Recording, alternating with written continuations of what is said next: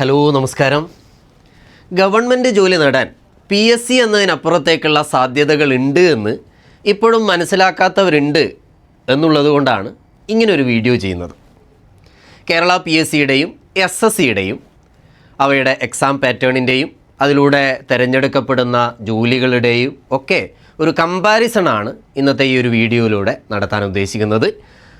ആദ്യമേ പറഞ്ഞു നോക്കട്ടെ, ഇത് കേരള PSCയേക്കാൾ നല്ലത് SSC ആണ് എന്ന് സ്ഥാപിക്കാനുള്ള ഒരു വീഡിയോ അല്ല. അങ്ങനെ ഒരിക്കലും നമുക്ക് പറയാൻ കഴിയില്ല. ഓരോന്നിനും അതിൻ്റേതായ പോസിറ്റീവ്സും നെഗറ്റീവ്സും ഉണ്ട്. അതിൽ ഓരോരുത്തരുടെ ചോയ്സാണ്. അത് ഓരോരുത്തർക്കും ഇൻഡിവിജ്വലി അത് നന്നാവാം മോശമാവാം. അത് ഒരാളുടെ ചോയ്സാണ്, അയാളുടെ പ്രിഫറൻസാണ്. അയാൾ എന്ത് ജോലി ചെയ്യാനാണ് ഇഷ്ടപ്പെടുന്നത്, എങ്ങനെയുള്ള ജോലി ചെയ്യാനാണ് ഇഷ്ടപ്പെടുന്നത്, എവിടെ ജോലി ചെയ്യാനാണ് ഇഷ്ടപ്പെടുന്നത്, അയാൾക്ക് എന്ത് കാര്യങ്ങളാണ് ഏറ്റവും നന്നായി പഠിക്കാൻ പറ്റുക, ഇതിനൊക്കെ ബേസ് ചെയ്തുകൊണ്ടാണ് ഇത് PSC ആണോ SSC ആണോ അയാൾക്ക് സ്യൂട്ടബിൾ എന്ന് തീരുമാനിക്കപ്പെടുന്നത്. അതൊന്ന് അനലൈസ് ചെയ്യാനുള്ള ഒരു വീഡിയോ എന്ന രീതിയിൽ, അല്ലെങ്കിൽ ആ അനാലിസിസിന് സഹായകമാകുന്ന ഒരു വീഡിയോ എന്നുള്ള രീതിയിലാണ് ഇങ്ങനെയൊരു വീഡിയോ ഒന്ന് ചെയ്യുന്നത്.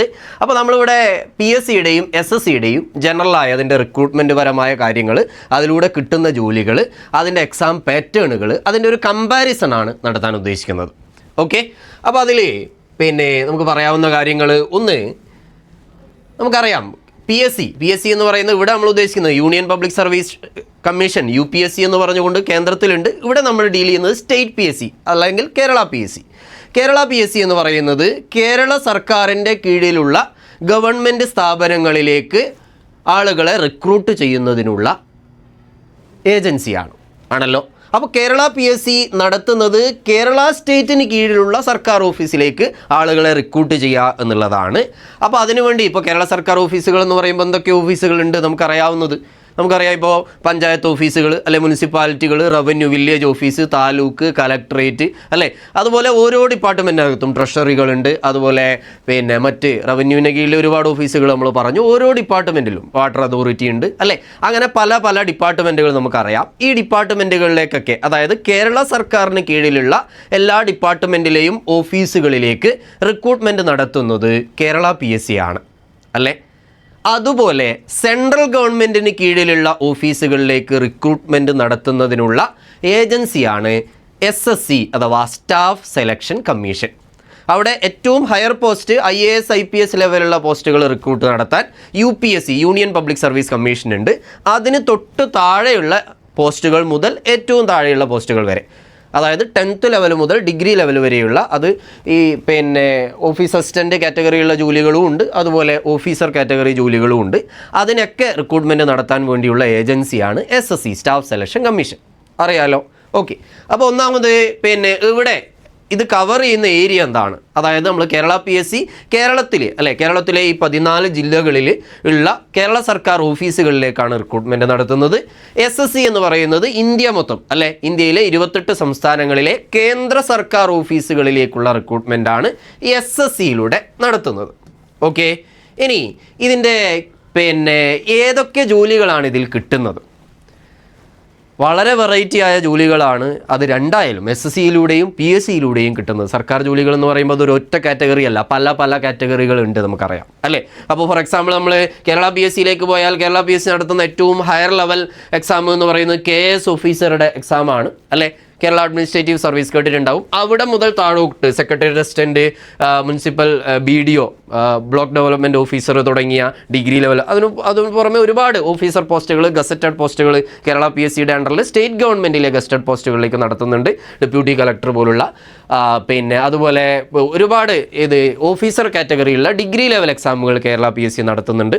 അതുപോലെ രണ്ടാമത് 10th level, +2 higher secondary level എക്സാമുകളുണ്ട്, 10th ലെവൽ എക്സാമുകളുണ്ട്. ഹയർ സെക്കൻഡറി ലെവൽ എക്സാമുകളിൽ ഈ യൂണിഫോം ഫോഴ്സുകളൊക്കെ, പോലീസ്, ഫയർഫോഴ്സ്, എക്സൈസ് തുടങ്ങിയ യൂണിഫോം പോസ്റ്റുകളിലേക്കുള്ള +2 ലെവൽ എക്സാമുകളുണ്ട്, നമുക്കറിയാം. അതുപോലെ 10th ലെവൽ എക്സാമുകൾ, പെർട്ടിക്കുലർലി നമ്മളെ LDC പോലുള്ള ലോവർ ഡിവിഷണൽ ക്ലർക്ക്, LDC പോലുള്ള എല്ലാ ഡിപ്പാർട്ട്മെൻറ്റുകളിലേക്കും റിക്രൂട്ട്മെൻറ്റ് നടക്കുന്ന ഏറ്റവും വലിയ തോതിൽ ഡിസ്ട്രിക്ട് വൈസ് എക്സാം നടക്കുന്ന 10th ലെവൽ എക്സാമുകളുണ്ട്. അതുപോലെ പിന്നെ ഓഫീസ് അസിസ്റ്റൻറ്റ് എക്സാമുകൾ, ഡിഗ്രി ആവശ്യമില്ല, എന്നാൽ 10th വേണം എന്ന രീതിയിലുള്ള ഓഫീസ് അസിസ്റ്റൻറ്റ് പോസ്റ്റിലേക്കുള്ള എക്സാം, അതും എല്ലാ ഡിപ്പാർട്ട്മെൻറ്റിലേക്കും കോമൺ ആയ റിക്രൂട്ട്മെൻറ്റ് നടത്തുന്നതാണ്. ഇതിനു പുറമെ സെപ്പറേറ്റ് ആയി, അതായത് ജനറലായി പറയുമ്പോൾ നമ്മൾ degree level, higher secondary level, 10th level എന്ന് പറയുമ്പോഴും അതിനു പുറമെ ഓരോ പെർട്ടിക്കുലർ പോസ്റ്റിലേക്കും പ്രത്യേക ക്വാളിഫിക്കേഷൻ വേണ്ട പോസ്റ്റുകൾ, ഇപ്പോൾ സ്റ്റാഫ് നേഴ്സ് എന്ന് പറയുമ്പോൾ അതിൻ്റെ നേഴ്സിൻ്റെ ക്വാളിഫിക്കേഷൻ വേണ്ടി വരും, അല്ലെങ്കിൽ പിന്നെ സ്റ്റേറ്റ് ഗവൺമെൻറ്റിൻ്റെ അണ്ടറിലെ ഡോക്ടർ, അല്ലെങ്കിൽ പിന്നെ ഏത് PWDയിലെ എഞ്ചിനീയർ, അല്ലെങ്കിൽ അക്കൗണ്ടൻറ്റ്, ഇങ്ങനെയുള്ള പോസ്റ്റുകളിലേക്കൊക്കെ പ്രത്യേക കാറ്റഗറിയിൽ അവരുടേതായ ക്വാളിഫിക്കേഷൻ അനുസരിച്ച് എക്സാം നടത്തിക്കൊണ്ടും കേരള PSC നടത്താറുണ്ട്. അതായത് സ്റ്റേറ്റ് ഗവൺമെൻറ്റിലേക്കുള്ള എല്ലാ തരം പോസ്റ്റുകളും, അത് ഏറ്റവും താഴെയുള്ള ഒരു ഓഫീസിലെ ഓഫീസ് അസിസ്റ്റൻറ്റ് മുതൽ ഓഫീസർ വരെയുള്ള എല്ലാ റിക്രൂട്ട്മെൻറ്റും കേരള PSC വഴിയാണ് നടത്തുന്നത്. ഇതുപോലെ സെൻട്രൽ SSCയിലേക്ക് പോവുകയാണെങ്കിൽ SSC ഏതൊക്കെ ടൈപ്പ് പോസ്റ്റുകളിലാണ് SSC ഫില്ല് ചെയ്യുന്നത് നമ്മൾ പറഞ്ഞു. കേന്ദ്ര സർക്കാരിൻ്റെ ഡിപ്പാർട്ട്മെൻറ്റുകൾക്കകത്തുള്ള ഓഫീസുകളാണ്. കേന്ദ്ര സർക്കാരിൻ്റെ എന്ന് പറയുമ്പോൾ ഇപ്പോൾ ഇൻകം ടാക്സ് അല്ലേ, ടാക്സ് കേന്ദ്ര സർക്കാരിൻ്റെ കയ്യിലാണ്. അപ്പോൾ ടാക്സിൻ്റെ ഓഫീസുകളിലേക്കുള്ള റിക്രൂട്ട്മെൻറ്റ്, ഇൻകം ടാക്സ്, അതുപോലെ എക്സൈസ്, വിജിലൻസ്, എൻഫോഴ്സ്മെൻറ്റ്, ഇങ്ങനെയുള്ള കേന്ദ്ര സർക്കാരിൻ്റെ, അതുപോലെ കേന്ദ്ര സർക്കാരിൻ്റെ മിനിസ്ട്രിയിലേക്കുള്ളത് CBI, ഇങ്ങനെ കേന്ദ്ര സർക്കാരിൻ്റെ ഓഫീസുകളിലേക്കുള്ള റിക്രൂട്ട്മെൻറ്റ് ആണ് ഏതിലൂടെ, SSCയിലൂടെ നടത്തുന്നത് നമുക്കറിയാം.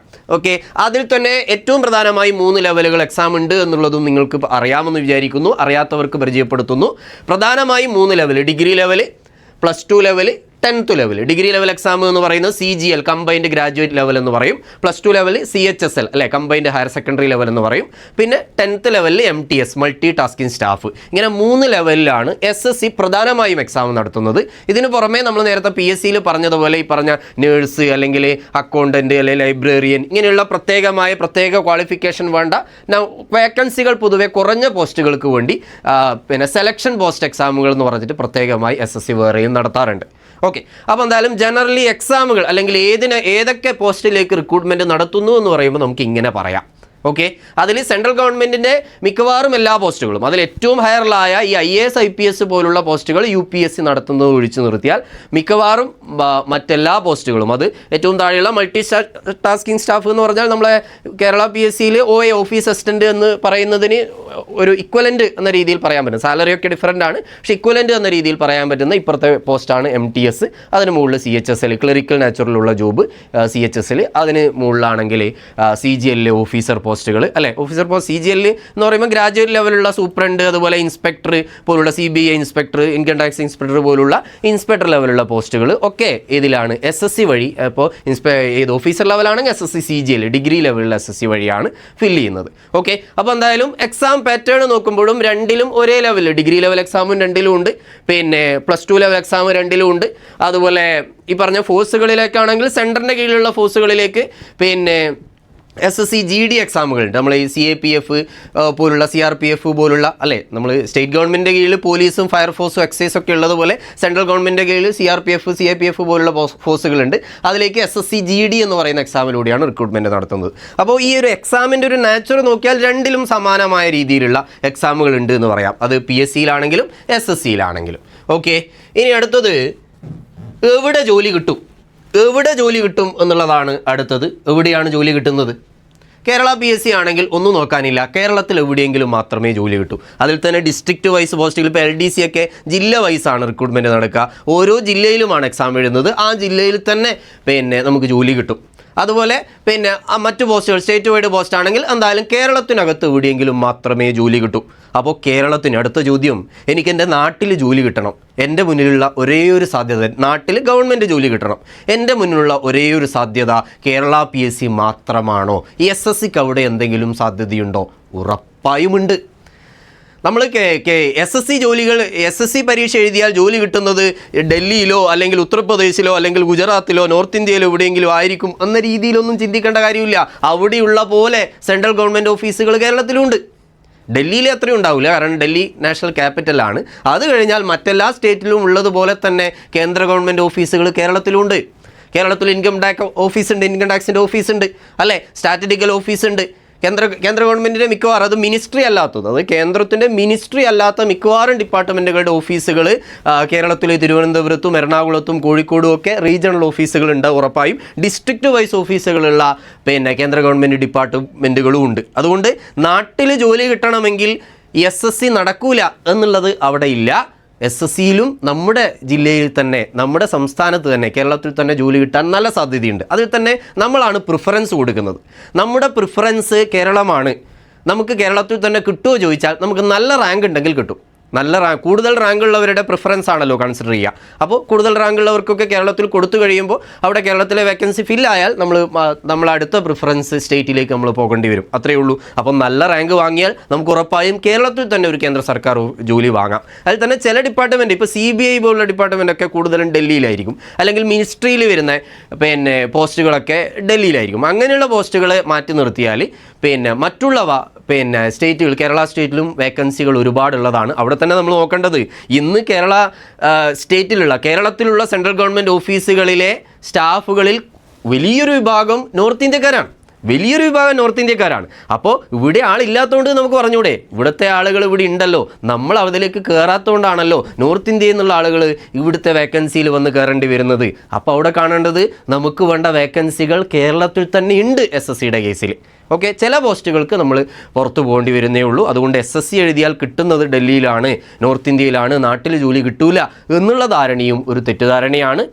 നാട്ടിൽ തന്നെ കിട്ടും എന്നൊരു ഉറപ്പ് ഞാൻ പറയുന്നില്ല. കാരണം എന്താണ്, ഈ പറഞ്ഞ റാങ്ക് താഴോട്ടാണെങ്കിൽ നമുക്ക് നമ്മുടെ പ്രിഫറൻസ് ഉള്ള സ്റ്റേറ്റിൽ തന്നെ കിട്ടണം നിർബന്ധമില്ല.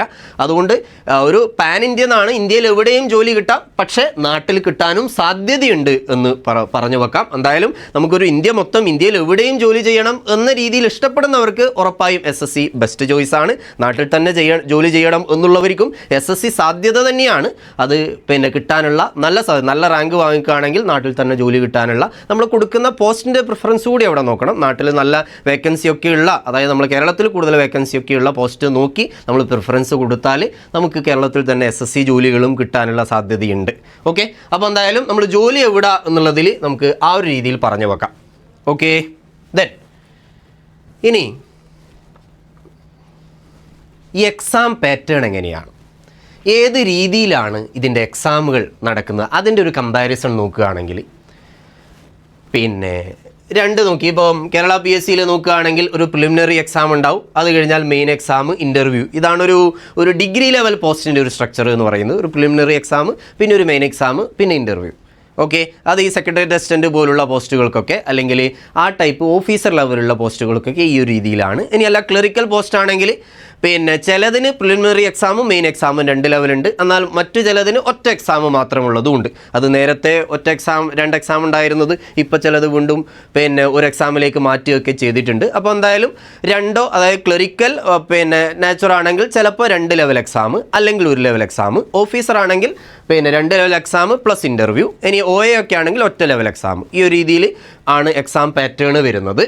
അതുപോലെ ഇപ്പുറത്ത് SSCയിലാണെങ്കിലും മിക്കവാറും 2 ലെവൽ എക്സാമുകൾ, Tier 1 Tier 2 എന്നുള്ള രീതിയിലാണ് നമ്മളതിന് പറയുന്നത്. അപ്പോൾ 2 ലെവൽ എക്സാമുകളാണ് ഈ പറയുന്ന CGL ആയാലും CHSL ആയാലും ഒക്കെ നമ്മൾ എക്സാം പാറ്റേൺ നോക്കിയാൽ Tier 1 Tier 2 ഇങ്ങനെ 2 ലെവലും എക്സാമും, പിന്നെ അതിൻ്റെ കൂടെ ഈ പറയുന്ന കമ്പ്യൂട്ടർ പ്രൊഫഷൻസിയും അതുപോലെ ടൈപ്പിംഗ് ടെസ്റ്റും, അത് ആ പോസ്റ്റിനനുസരിച്ച് ആ ഒരു ടെസ്റ്റ് കൂടി ഉണ്ടാവാം. എന്തായാലും എക്സാം എന്ന് പറയുമ്പോൾ 2 ലെവലാണ് ഉണ്ടാകുന്നത് പൊതുവെ. ഓക്കെ, ദെൻ അതായത് ടൈപ്പിംഗ് ടെസ്റ്റൊക്കെ മിക്കവാറും പോസ്റ്റുകളിൽ SSC ആവശ്യപ്പെടുന്നുണ്ട്. അത് ടൈപ്പിംഗ് സ്കില്ലൊക്കെ അതൊക്കെ നമുക്ക് ഈസിയായി നമുക്കൊന്ന് പ്രാക്ടീസ് ചെയ്താൽ അക്വയർ ചെയ്തെടുക്കാൻ പറ്റുന്നതേ ഉള്ളൂ. ഓക്കെ, ഇനി ഏത് രീതിയിലാണ് ഇതിൻ്റെ സിലബസ് വരുന്നത്, എന്തൊക്കെ പഠിക്കണം, ഏറ്റവും ഇമ്പോർട്ടൻ്റ് ആയ ഒരു കാര്യം അതാണ്. കാരണം നമുക്ക് എന്താണ് പഠിക്കാൻ പറ്റുക എന്നുള്ളത് കൂടിയാണ് നമ്മളൊരു ജോലിക്ക് ഒരു എക്സാമിന് പ്രിപ്പയർ ചെയ്യുമ്പോൾ ഏറ്റവും പ്രധാനപ്പെട്ട ഒരു കാര്യം. അതായത് ഇപ്പോൾ കേരള PSCയുടെ എക്സാമുകൾ GK ഓറിയൻറ്റഡ് ആയ ഒരു എക്സാമാണ്. SSCയുടെ എക്സാമുകൾ മാത്സ് ഇംഗ്ലീഷ് ഓറിയൻറ്റഡ് ആയ ഒരു എക്സാമാണ്. അപ്പോൾ മാത്സ് നന്നായി ചെയ്യാൻ പറ്റുന്നവരാണെങ്കിൽ അവരുടെ ബെസ്റ്റ് പ്രിഫറൻസ് എനിക്ക് തോന്നുന്നു SSC ആയിരിക്കും. നേരെ മറിച്ച് PSCയിലാണെങ്കിൽ മാത്സിലെ മാക്സിമം 20 ചോദ്യമേ ഒരു എക്സാമിന് കിട്ടാനുള്ളൂ. ആ 20 ചോദ്യവും ബേസിക് ലെവലിലുള്ള ചോദ്യങ്ങളാണ് പൊതുവേ. അപൂർവമായും ടഫ് ചോദ്യങ്ങൾ വരാറുണ്ടെങ്കിലും എന്തായാലും ടഫ് ചോദ്യങ്ങൾ വന്നാൽ പോലും 100ൽ 20, അതായത് 20% ചോദ്യങ്ങൾ മാത്രമേ മാത്സിലും റീസണിങ്ങിലും കൂടി കിട്ടാനുള്ളൂ. പക്ഷേ SSCയിലാണെങ്കിൽ മാത്സും റീസണിങ്ങും കൂടി 50% ആയി, 50 ചോദ്യങ്ങളായി. ഇംഗ്ലീഷ് പറയുമെങ്കിൽ 75 ചോദ്യങ്ങളായി. അതായത് 25% മാത്രമാണ് ഏതിൽ, 25% മാത്രമാണ് GK ചോദിക്കുന്നത് ഏതിൽ, SSCയിൽ. കേരള PSC ആണെങ്കിൽ ചിലതിൽ 50% GK ആയിരിക്കും, ബാക്കി ലാംഗ്വേജും മാത്സും കൂടിയായിരിക്കും. ചിലതിൽ 80% GK, അതായത് 100-80 ചോദ്യങ്ങളും GK മാത്രം ചോദിക്കുന്ന എക്സാമും ഉണ്ട്. അതായത് കൂടുതൽ GKക്ക് കുറച്ചുകൂടി ഇമ്പോർട്ടൻസ് കൂടിയ ഒരു എക്സാമാണ് കേരള PSC എന്ന് പറയുന്നത്. അതുകൊണ്ട് GK നന്നായി പഠിക്കാൻ പറ്റും, GK നന്നായി മനസ്സിലാക്കി പഠിക്കാൻ പറ്റും, ബൈ ഹാർട്ട് ചെയ്യാൻ പറ്റും എന്നൊക്കെയുള്ളവർക്ക് ചിലപ്പോൾ പിന്നെ SSCയേക്കാൾ അല്ല, അതേസമയം പിന്നെ മറ്റേതും പറയണേ, അതേസമയം മാത്സിൽ വീക്കാണ് എന്നാണെങ്കിൽ, മാത്സിൽ വീക്കാണ്, റീസണിങ്ങിൽ വീക്കാണ്, GK നന്നായി പഠിക്കാൻ പറ്റും എന്നാണെങ്കിൽ അവരുടെ പ്രിഫറൻസ് ഒരു പക്ഷേ കേരള PSC ആവുന്നതായിരിക്കും നല്ലത്. പക്ഷേ തിരിച്ചാണെങ്കിൽ SSC പ്രിഫർ ചെയ്യാവുന്നതാണ്. കാരണം SSC മാത്സ് ഇംഗ്ലീഷ് ഓറിയൻറ്റഡ് ആയ എക്സാമാണ്. GK 25%, 100-25 ചോദ്യങ്ങൾ, അതിൽ നമ്പർ ചിലതിൽ മാറ്റം വരുന്നുണ്ട്. ഇപ്പം MTSലൊക്കെ ആണെങ്കിൽ പിന്നെ 90-25 ചോദ്യങ്ങൾ എന്ന രീതിയിലൊക്കെ വരുന്നുണ്ട്. അപ്പോൾ എന്തായാലും ആ ഒരു പ്രപ്പോർഷൻ, ഒരു 25% റേഞ്ചിലുള്ള ഒരു പ്രപ്പോർഷൻ മാത്രമേ GK SSCയിൽ വരുന്നുള്ളൂ. ഓക്കെ, അപ്പോൾ നമ്മുടെ പ്രിഫറൻസ് നമുക്ക് എന്താണ് ഏറ്റവും നന്നായി പഠിക്കാൻ പറ്റുക അതിനനുസരിച്ച് സെലക്ട് ചെയ്യാം.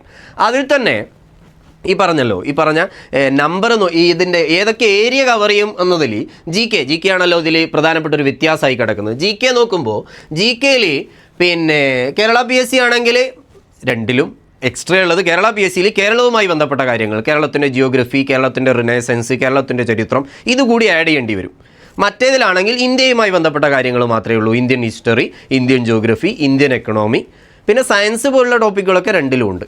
ഓക്കെ, കറണ്ട് അഫയേഴ്സ് രണ്ടിലുണ്ട്. കറണ്ട് അഫയേഴ്സ് ചോദിക്കുമ്പോഴും കേരള PSC ആണെങ്കിൽ കേരള റിലേറ്റഡ് ആയ ഫാക്റ്റുകൾ കൂടുതൽ ചോദിക്കും. ഇവിടെ ഇന്ത്യ റിലേറ്റഡ് ആയ ഫാക്റ്റുകൾ മാത്രമേ ചോദിക്കൂ. കണ്ടന്റുകൾ GK കണ്ടന്റ് നോക്കിയാൽ PSC ആയിരിക്കും കൂടുതൽ.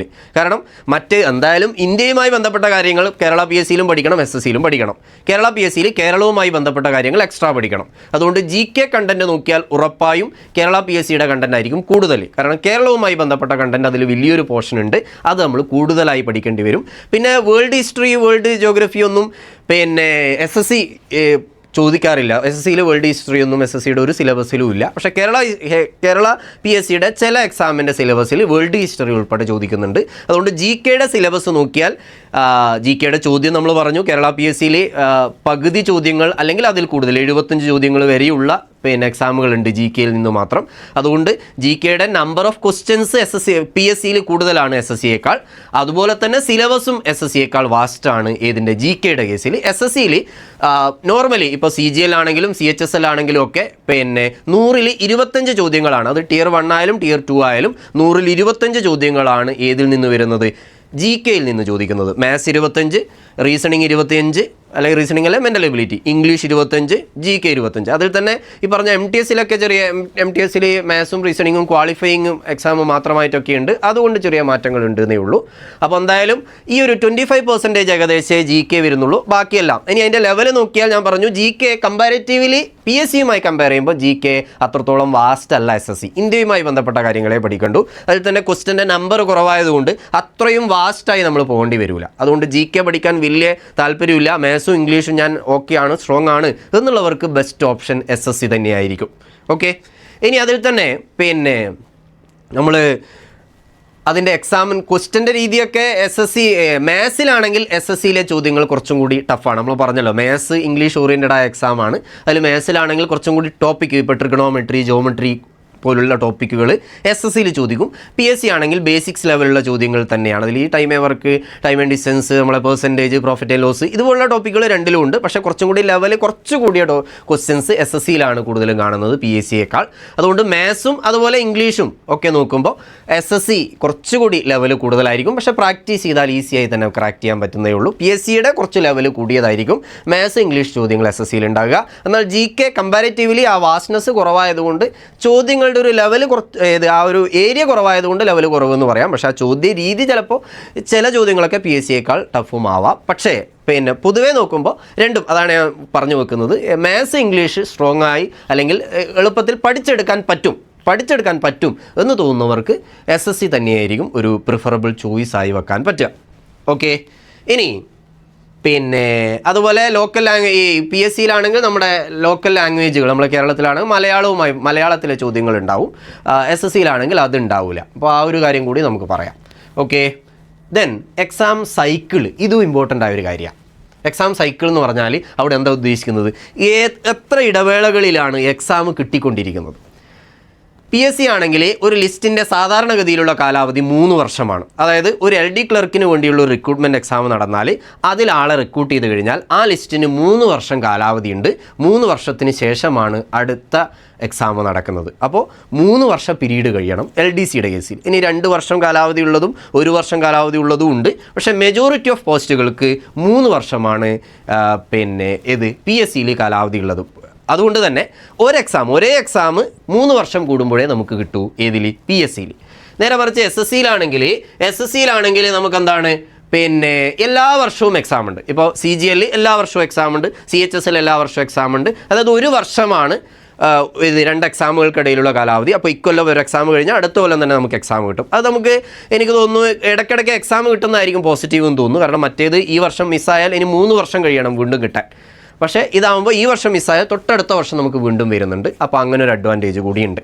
പിന്നെ അതിൽ തന്നെ SSCയുടെ എക്സാം പാറ്റേൺ നോക്കിയാൽ ഈ മാസം CGL കഴിഞ്ഞാൽ തൊട്ടടുത്ത മാസം അല്ലെങ്കിൽ അതിൻ്റെ അടുത്ത മാസം CHSL വരും, അതിൻ്റെ അടുത്ത മാസം MTS വരും. ഈ 3 എക്സാമും ഒരേ രീതിയിൽ ഒരേ പാറ്റേണിൽ എല്ലാ വർഷവും ഒരേ സമയത്ത് ഏകദേശം ഒരേ സമയത്ത് തന്നെ നടന്നുകൊണ്ടിരിക്കുന്നുണ്ട്. അതായത് കൃത്യമായ പാറ്റേൺ ഫോളോ ചെയ്യുന്നുണ്ട്. ഏത്? SSCയിൽ. PSC ആണെങ്കിൽ പാറ്റേൺ ഫോളോ ചെയ്യുന്നില്ല എന്നല്ല, പക്ഷേ ടൈം എടുക്കുന്നുണ്ട്. 3 വർഷത്തെ ഗ്യാപ്പൊക്കെ ഒരേ എക്സാം ഒരേ പോസ്റ്റിനുള്ള 2 എക്സാമുകൾ തമ്മിൽ ഉണ്ടാവാം. ഓക്കെ. അതോടൊപ്പം ഏറ്റവും ഇമ്പോർട്ടൻ്റ് ആയ മറ്റൊരു കാര്യം, നമ്മൾ ഇതിൽ ജോലിയിൽ ലിസ്റ്റ് കയറി അല്ലേ, നമ്മൾ PSCയുടെ ആളുകളൊക്കെ ലിസ്റ്റിലുണ്ട് എന്ന് പറയുന്നത് കേൾക്കാം. ലിസ്റ്റിലുണ്ട് എങ്കിൽ ജോലി കിട്ടുമെന്ന് ഉറപ്പാണോ? PSCയിലാണെങ്കിൽ അല്ല, SSCയിലാണെങ്കിൽ അതെ. അതായത് PSCയിൽ ലിസ്റ്റിലുണ്ട് എന്ന് പറഞ്ഞതുകൊണ്ട് ജോലി കിട്ടണമെന്നില്ല. അതായത് ഒരു പരീക്ഷ എഴുതി അതിൻ്റെ എല്ലാ പ്രോസസ്സും കഴിഞ്ഞു നമ്മളതിൻ്റെ റാങ്ക് ലിസ്റ്റിൽ വരുന്നു. മെയിൻ ലിസ്റ്റ് തന്നെ റാങ്ക് ലിസ്റ്റിൽ എനിക്ക് 1ാം റാങ്ക് കിട്ടിയാൽ പോലും ജോലി എനിക്ക് കിട്ടുമെന്ന് ഉറപ്പില്ല. ഇനി വരുന്ന വേക്കൻസിയിൽ ഈ ഓർഡറിലുള്ള ആളുകളെ പരിഗണിക്കും. അത് റിസർവേഷൻ ചാർട്ട് കൂടി പരിഗണിച്ചുകൊണ്ട് റാങ്ക് ലിസ്റ്റിൽ ആളുകളുടെ ഓർഡറിലാണ് PSCയിൽ ആളുകളെ റിക്രൂട്ട് ചെയ്യുന്നത്. അപ്പോൾ ഒരു വേക്കൻസിയും അടുത്ത 3 വർഷമാണ് ഒരു ലിസ്റ്റിൻ്റെ കാലാവധി. അടുത്ത 3 വർഷത്തിനുള്ളിൽ ഇതിൽ ഒരു വേക്കൻസിയും വന്നിട്ടില്ലെങ്കിൽ 1ാം റാങ്കുകാരന് പോലും കിട്ടൂല. അല്ലെങ്കിൽ ഒരു 10 വേക്കൻസിയാണ് അടുത്ത 3 വർഷത്തിൽ വരുന്നതെങ്കിൽ അതിനുശേഷമുള്ള റാങ്കുകാരന് ജോലി കിട്ടൂല. റാങ്ക് ലിസ്റ്റിൽ ചിലപ്പോൾ 100-500 ആളുണ്ടാവും. പക്ഷെ അത്രത്തോളൊന്നും വേക്കൻസി വന്നില്ലെങ്കിൽ ലിസ്റ്റിലുള്ളവർക്ക് ജോലി കിട്ടണമെന്നില്ല. അപ്പോൾ ലിസ്റ്റിൽ വന്നാൽ ജോലി കിട്ടുമെന്ന് നിർബന്ധമുണ്ടോ എന്ന് ചോദിച്ചാൽ PSCയിലാണെങ്കിൽ ഇല്ല. എന്നാൽ ഈ SSCയിലുണ്ട്. കാരണം SSC ഓരോ വർഷവും റിക്രൂട്ട്മെൻറ്റ് നടത്തുന്നത് ഈ വർഷം എത്ര വേക്കൻസി ഉണ്ട് എന്ന് അവർ ആദ്യം നോട്ടിഫൈ ചെയ്യുന്നു. ആ വേക്കൻസിയിലേക്കുള്ള ലിസ്റ്റ് മാത്രമേ അവരിടുന്നുള്ളൂ. ആ വേക്കൻസിയിലേക്ക് മാത്രമേ ഇടുന്നുള്ളൂ. അപ്പോൾ SSCയിൽ ഒരാൾ ലിസ്റ്റിൽ വന്നു എന്ന് പറഞ്ഞാൽ ജോലി കിട്ടിയെന്ന് തന്നെയാണ്. അത് തന്നെ ഈ വർഷത്തെ എക്സാം എഴുതിയാൽ അടുത്ത വർഷത്തെ എക്സാം വിളിക്കുന്നതിന് മുമ്പ്, അതായത് 1 വർഷത്തിനുള്ളിൽ നമ്മൾ SSCയിൽ ജോലി കയറിയിരിക്കും. PSC ആണെങ്കിൽ അതിനും സമയമെടുക്കാറുണ്ട്. നമ്മളൊരു എക്സാം എഴുതിയാൽ നമ്മളൊരു ജോലി നമ്മൾ കയ്യിൽ കിട്ടുമ്പോഴത്തേക്ക് ഈ ലിസ്റ്റിൻ്റെ കാലാവധിയൊക്കെ പരിഗണിച്ചുകൊണ്ട് ചിലപ്പോൾ 2-3 വർഷങ്ങളൊക്കെ എടുക്കാം. SSC 1 വർഷത്തിനുള്ളിൽ ജോലി നമ്മുടെ കയ്യിൽ കിട്ടും. അതുകൊണ്ട് കുറച്ചും കൂടി സ്പീഡാണ് പ്രോസസ്സുകൾ. അതോടൊപ്പം തന്നെ ലിസ്റ്റിൽ വന്ന് ജോലി കിട്ടിയില്ല എന്ന് പറയേണ്ട ഒരു സ്ഥിതി SSCയിൽ ഉണ്ടാവില്ല. SSCയിൽ എത്ര ആളെ വേണമോ അത്ര ആളുകളെ മാത്രമേ അതിലേക്ക് ആ ലിസ്റ്റിലേക്ക് വരുന്നുള്ളൂ. എത്ര വേക്കൻസി ഉണ്ടോ അത്ര ആളുകളെ ഈ വർഷം എടുക്കുന്നു. ഇനി വരുന്ന വേക്കൻസി അടുത്ത വർഷത്തെ എക്സാം എന്നാണ് എടുക്കുന്നത്. അതുകൊണ്ട് വേക്കൻസിക്ക് അനുസരിച്ച് മാത്രമേ ആളുകൾ ലിസ്റ്റിലേക്ക് വരുന്നുള്ളൂ. PSC ആണെങ്കിൽ അതല്ല പ്രോസസ്സ്. നമ്മളൊരു എക്സാം ഇപ്പോൾ LDC ക്ലറിക്കൽ എക്സാമിന് ഒരു എക്സാം നടത്തിയിട്ട് PSC ഒരു ലിസ്റ്റ് ഉണ്ടാക്കി വെച്ചു. ഇനി അടുത്ത 3 കൊല്ലം വരുന്ന ഒഴിവുകളിലേക്കൊക്കെ ഈ ലിസ്റ്റ് നാളെ എടുത്തുകൊണ്ടേയിരിക്കുന്നു. ഒഴിവൊന്നും വന്നിട്ടില്ലെങ്കിൽ ആരും എടുക്കൂല. നേരെ മറിച്ച് ഇപ്പുറത്താണെങ്കിൽ 100 വേക്കൻസി ഉണ്ട് എങ്കിൽ 100 ആളുകളുടെ ലിസ്റ്റ് ഇടൂ, അവർക്കപ്പോൾ തന്നെ ജോലി കൊടുക്കുന്നു. ഇനി അതിലാരെങ്കിലും വരാതുണ്ടെങ്കിൽ അതിൻ്റെ തൊട്ട് താഴെയുള്ളവർ കൂടി കൊടുക്കുന്നു. ഇത്രയേ ഉള്ളൂ. ഇനി വരുന്ന വേക്കൻസികൾ അടുത്ത വർഷത്തെ എക്സാമിലേക്കാണ് പോകുന്നത്. അതുകൊണ്ട് ലിസ്റ്റിൽ വന്നാൽ ജോലി ഉണ്ട് SSCയിൽ എന്ന് പറയാം. അല്ലെങ്കിൽ ജോലി എത്ര വേക്കൻസി ഉണ്ടോ അത്രയും ആളുകൾ മാത്രമേ ലിസ്റ്റിൽ വരുന്നുള്ളൂ. അഥവാ കിട്ടുന്നത് ജോലിയാണ്, ഇപ്പുറത്ത് വരുന്നത് ലിസ്റ്റിലാണ്, പിന്നെയാണ് ജോലി കിട്ടുന്നത്. ഓക്കെ, റെഡിയല്ലേ? ദെൻ സാലറി നോക്കുകയാണെങ്കിൽ നമുക്കറിയാം കേന്ദ്ര ഗവൺമെൻറ്റിൽ കമ്പാരിറ്റീവ്ലി ബെറ്റർ ആയിരിക്കും. അത് പോസ്റ്റുകൾക്കനുസരിച്ച് വരും. ഇപ്പോൾ നമ്മളെ 10th ലെവൽ പോസ്റ്റുകളാണെങ്കിൽ ഈ പറഞ്ഞ ഓരോ ലെവലിലും നോക്കുമ്പോഴും ഇപ്പോൾ 10th ലെവൽ നോക്കിയാൽ ഉള്ള പോസ്റ്റുകൾ നോക്കിയാൽ ഓരോന്നിനും ഇപ്പോൾ 10th ലെവലിലെ PSC പോസ്റ്റുകളും സെൻട്രൽ ഗവൺമെൻറ് പോസ്റ്റുകളും, ഡിഗ്രി ലെവലിലെ PSC പോസ്റ്റുകളും സെൻട്രൽ ഗവൺമെൻറ് പോസ്റ്റുകളും അങ്ങനെ സെപ്പറേറ്റ് ആയി നോക്കുകയാണെങ്കിൽ കമ്പാരിറ്റീവ്ലി കുറച്ച് കൂടുതൽ സെൻട്രൽ ഗവൺമെൻറ് പോസ്റ്റുകൾ SSCയിലെ പോസ്റ്റുകൾക്കായിരിക്കും. അതിൽ തന്നെ 8th ലെവൽ പേ കമ്മീഷനൊക്കെ വന്നപ്പോൾ ഈ ഓഫീസർ ലെവൽ പോസ്റ്റുകൾക്ക് എബവ് 1 lakh ഒക്കെയാണ് സാലറി വരുന്നത്. അപ്പോൾ അത്രയും നല്ല സാലറികൾ SSC പോസ്റ്റുകൾക്ക് കിട്ടുന്നുണ്ട്. PSC മോശമാണെന്നല്ല, സ്റ്റേറ്റ് ഗവൺമെൻറ് പോസ്റ്റുകൾക്കും നല്ല സാലറി ഉണ്ട്. നല്ല സാലറിയുള്ള പോസ്റ്റുകൾ സ്റ്റേറ്റ് ഗവൺമെൻറ്റിലും ഉണ്ട്. അത് നമ്മൾ ഓരോ പോസ്റ്റിനും അനുസരിച്ചിരിക്കും. എങ്കിലും ഒരേ ലെവലുള്ള 2 പോസ്റ്റുകൾ കമ്പയർ ചെയ്യുമ്പോൾ സെൻട്രൽ ഗവൺമെൻറ്റാണ് പേ സ്കെയിൽ കമ്പാരിറ്റീവ്ലി കൂടുതലുള്ളത് എന്ന് പറയാം. ഓക്കെ, അപ്പോൾ ദെൻ പിന്നെ കരിയർ പ്രോഗ്രസ് നോക്കുകയാണെങ്കിൽ പിന്നെ 2-ലാണെങ്കിലും നമുക്ക് പിന്നെ ഹയർ ലെവലിലേക്ക് പിന്നെ പ്രൊമോഷൻ നേടി പോകാനുള്ള അവസരങ്ങളുണ്ട്. പക്ഷേ അതിൽ തന്നെ ഈ പറയുന്ന ഡിപ്പാർട്ട്മെൻറ്റ് എക്സാമുകളൊക്കെ, അതായത് ഇപ്പോൾ കേരള PSCയിലെ ഒരു ഡിപ്പാർട്ട്മെൻറ്റിൽ നമ്മളൊരു പിന്നെ ക്ലർക്കായി ജോയിൻ ചെയ്താൽ അദ്ദേഹത്തിന് ഒരു പിന്നെ ഓഫീസർ ആവണമെങ്കിൽ നോർമലി ഡിപ്പാർട്ട്മെൻറ്റിനകത്ത് ഓഫീസറായി കയറാനുള്ള പിന്നെ എക്സാമുകൾ പൊതുവേ ഇല്ല എന്ന് പറയാം. കാരണം പിന്നെ അവിടെ സീനിയോറിറ്റി വെച്ചുകൊണ്ട് ഓഫീസർ റിക്രൂട്ട്മെൻറ്റ്, അതാണ് നോർമൽ പ്രൊസീജിയർ. അതായത് ഒരാൾ LDC ആയി കയറി അയാൾക്ക് അവിടുത്തെ ഓഫീസറായി അയാൾ മാറുന്നത് സീനിയോറിറ്റി പ്രകാരം ഇത്ര വർഷം ഇരുന്നാൽ LDC ആണെങ്കിൽ പിന്നെ UDC ആവും, UDC കഴിഞ്ഞാൽ ഹെഡ് ക്ലർക്ക് ആവും, ഹെഡ് ക്ലർക്ക് നിന്ന് പ്രൊമോഷൻ, അതായത് 3, 4, 5 വർഷം ഒരു പോസ്റ്റിൽ ഇരിക്കേണ്ടി വരും. അവിടുന്ന് പിന്നെ ജൂനിയർ സൂപ്രണ്ട് ആവും, അതിൻ്റെ മുകളിൽ ഓഫീസർ പോസ്റ്റ്. ആ ഒരു രീതിയിലുള്ള ഒരു കരിയർ ഗ്രോത്താണ് നമുക്ക് കേരള PSCയിലെ പൊതുവെ സ്റ്റേറ്റ് ഗവൺമെൻറ്റിലെ അണ്ടറിലുള്ള പോസ്റ്റുകൾ ഉണ്ടാവുന്നത്. ഇവിടെയും അതിന് സമാനം തന്നെ സെൻട്രൽ ഗവൺമെൻറ്റിലാണെങ്കിലും. പക്ഷേ ഡിപ്പാർട്ട്മെൻറ്റുകൾ പലതും ഡയറക്റ്റ് റിക്രൂട്ട്മെൻറ്റ് എക്സാം ഇതിനകത്ത്, അതായത് ഒരു പിന്നെ ക്ലറിക്കൽ ലെവലിൽ ജോലി കയറിയ ആൾക്ക് ആ ഡിപ്പാർട്ട്മെൻറ്റിനകത്തുള്ള എക്സാമിൽ പിന്നെ ക്ലിയർ ചെയ്തുകൊണ്ട് ഓഫീസർ പോസ്റ്റിലേക്ക് എത്താനുള്ള, ഡയറക്റ്റ് ഓഫീസർ ആവാനുള്ള അവസരം പല ഡിപ്പാർട്ട്മെൻറ്റുകളും സെൻട്രൽ ഗവൺമെൻറ്റിനകത്ത് കൊടുക്കുന്നുണ്ട്. അപ്പോൾ അങ്ങനെ ഒരു വ്യത്യാസം അവിടെ ഉണ്ട് എന്ന് പറയാം. ഓക്കെ, എനിവേ നോർമൽ പ്രൊമോഷൻ നോക്കുകയാണെങ്കിൽ 2-ലും അതിൻ്റെ പീരീഡ് ചിലപ്പോൾ ഓരോന്നിലും അത് ഡിപ്പാർട്ട്മെൻറ്റ് വൈസ് തന്നെ. അതിപ്പം കേരള PSCയിലെ തന്നെ ഒരു ഡിപ്പാർട്ട്മെൻറ്റിൽ LDC ആയി 8 വർഷം ഇരുന്നാലേ UDC ആവുന്നുണ്ടാവുള്ളൂ. പക്ഷേ മറ്റൊരു ഡിപ്പാർട്ട്മെൻറ്റിൽ ചിലപ്പോൾ 2 or 3 വർഷം കൊണ്ട് തന്നെ UDC ആവും. അപ്പോൾ അതൊക്കെ തമ്മിൽ വ്യത്യാസങ്ങൾ ഈവൻ ഡിപ്പാർട്ട്മെൻറ്റുകൾക്കിടയിൽ തന്നെയുണ്ട്. ഓക്കെ, ദെൻ ഇനി നമ്മൾ എങ്ങനെ ഏത് സെലക്ട് ചെയ്യണം, അത് ഞാൻ തുടക്കത്തിൽ പറഞ്ഞു വെച്ചതാണ്.